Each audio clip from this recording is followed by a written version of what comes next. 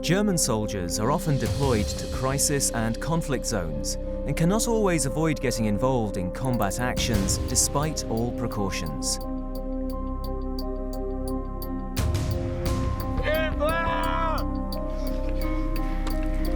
For doctors in the Bundeswehr, these missions are an extraordinary challenge under extreme conditions, and they need to be as well prepared as possible.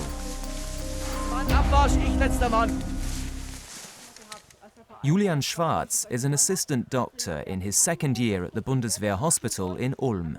He and 50 others are taking part in a supplementary course for tactical casualty care.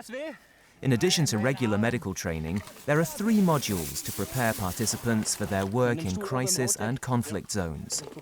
The last module encompasses practical training under realistic conditions. For Julian Schwarz and his comrades, these 2 days are like a first step into a new and very unfamiliar world.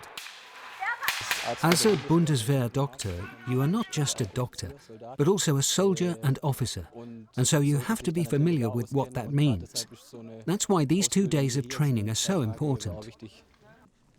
The training module was developed by the anaesthetics department of the Bundeswehr hospital in Ulm. It is carried out in cooperation with the Training and Simulation Centre of the 3rd Medical Regiment. The developers and today's instructors bring a great deal of practical experience to the training. This course has been initiated by Professor Helm, who was one of the first Bundeswehr doctors ever deployed overseas. Bundeswehr missions have changed quite a bit. For a long time now, we've been deployed overseas as part of a multinational alliance and in combat missions. And that requires a different kind of emergency medicine than here in the Western world, here in Germany. Today and tomorrow, we'll be creating very realistic scenarios. They're the kind of scenarios we experience daily on overseas deployment.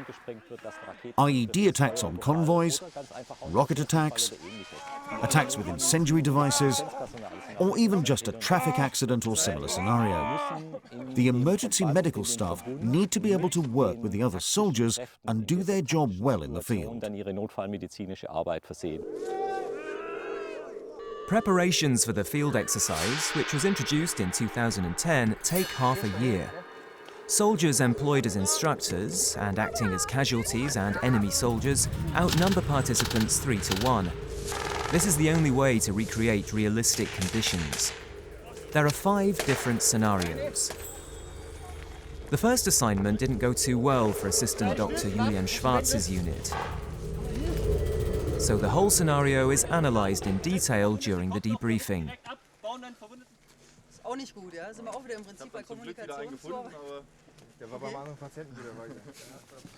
The exercise culminates in a night mission where participants have to apply all they have learned in total darkness.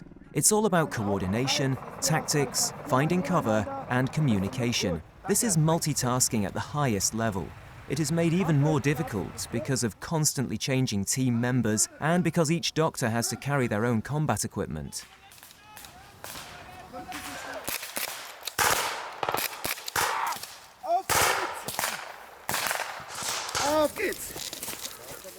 After the last scenario, Julian Schwarz's team has learned to work together. At the end of day 1, he's exhausted, but his conclusion is positive.